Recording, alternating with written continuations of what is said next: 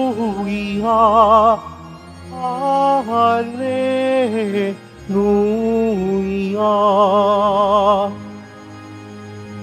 Mapalad at maligaya ang sumasampalataya sa di nakita ng mata. Hallelujah, Hallelujah, Hallelujah,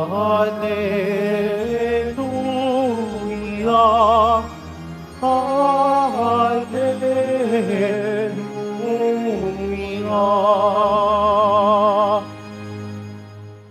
Sumainyo ang Panginoon. At sumaiyo rin. Ang mabuting balita ng Panginoon ayon kay San Juan. Papuri sa iyo, Panginoon. Si Tomas na tinaguri ang kambal, isa sa 12, ay hindi nila kasama nang dumating si Jesus. Kaya't sinabi sa kanya ng ibang alagad, "Nakita namin ang Panginoon." Sumagot si Tomas, "Hindi ako maniniwala hanggat hindi ko nakikita ang butas ng mga pako sa kanyang mga kamay at naisusuot dito ang aking daliri at hanggat hindi ko naipapasok ang aking kamay sa kanyang tagiliran." Makalipas ang 8 araw, muling nagkatipon sa loob ng bahay ng mga alagad. Kasama na nila si Tomas. Nakapinid ang mga pinto, ngunit pumasok si Jesus at tumayo sa gitna nila. Sinabi niya, "Sumainyo ang kapayapaan." Saka sinabi kay Tomas, "Tingnan mo ang aking mga kamay at ilapit dito ang iyong daliri. Ipasok mo ang iyong kamay sa aking tagiliran. Huwag ka nang mag-alinlangan, maniwala ka na." Sumagot si Tomas, "Panginoon ko at Diyos ko." Sinabi sa kanya ni Jesus, "Naniniwala ka na ba sapagkat nakita mo ako? Mapapalad ang mga naniniwala kahit hindi nila ako nakita." Ang mabuting balita ng Panginoon. Pinupuri ka namin, Panginoong Heso Kristo. Magsiupo muna ang lahat.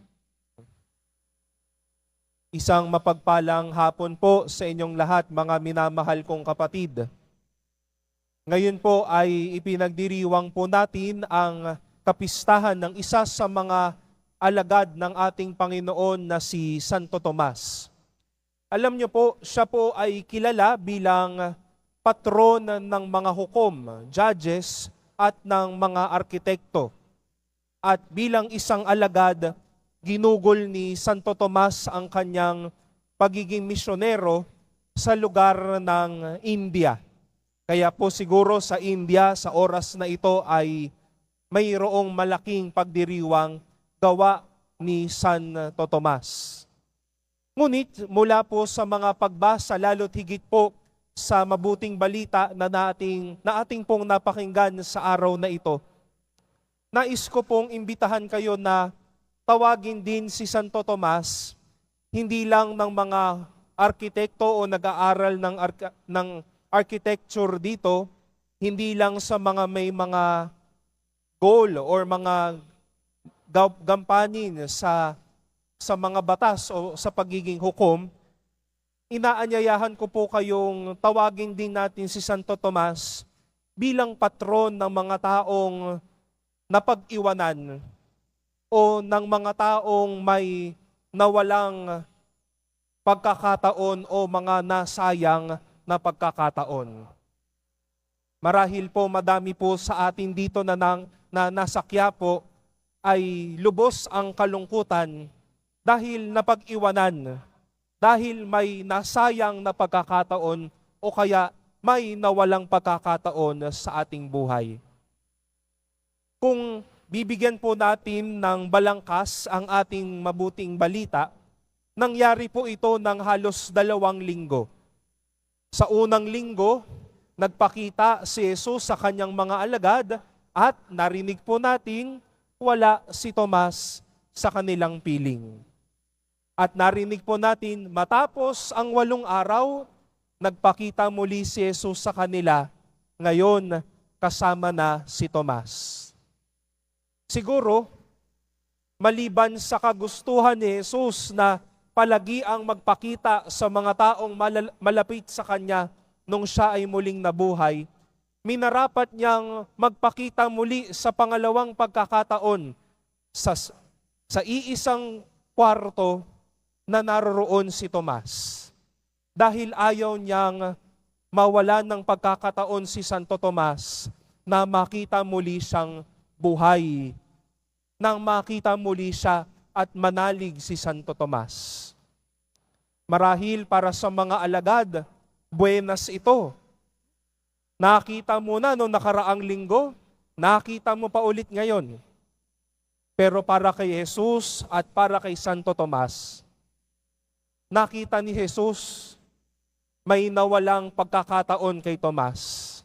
May nasayang siyang pagkakataon. Marahil naramdaman ni Tomas na napag-iwanan siya.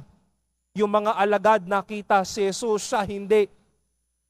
Kaya ibinigay niya kay Tomas ang pagkakataong ito para makita siya, lalo't higit para mahipo ni Tomas ang kanyang mga sugat at ang kanyang katawan. Mga kapatid, ilan po sa atin dito ang katulad ni Santo Tomas na napag-iwanan, na may mga nasayang na pagkakataon o lalo't higit mga nawalang pagkakataon. Tiyak po ako na madami po sa atin dito, linggo-linggong pumupunta, pinaglalaanan ng pera at ng panahon ang pagdalaw kay Jesus Nazareno dahil sunod-sunod yung karanasan sa buhay na nawalang pagkakataon. Nawalang pagkakataon para makapagtrabaho. Nawalan ng pagkakataon para sa isang magandang pag-aaral. Nawalan ng pagkakataon dahil sana pwede nang lumipad sa ibang bansa. Nawalang pagkakataon para makapag-ayos sa isang mahal sa buhay. Pero narito po si Santo Tomas para alayan tayo ng isang panibagong pag-asa. Dahil siya, hindi naputol ang kanyang buhay at naiwan na lang siya.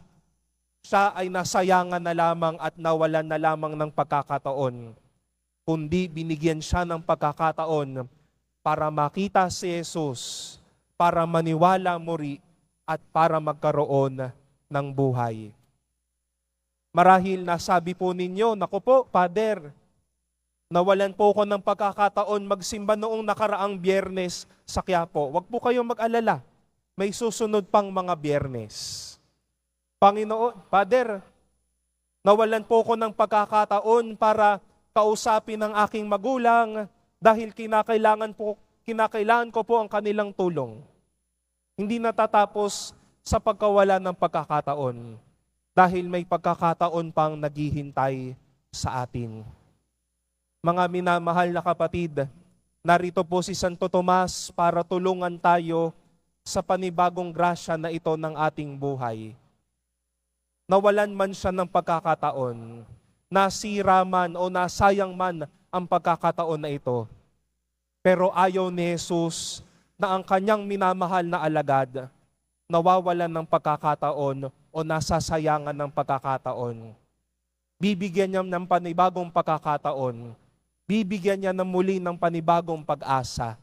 At mas lalo't higit, bibigyan niya ng panibagong pagkakataon at oras na maniwala muli, makita si Jesus at maparamdam ng Diyos ang pagpapala sa kanyang minamahal.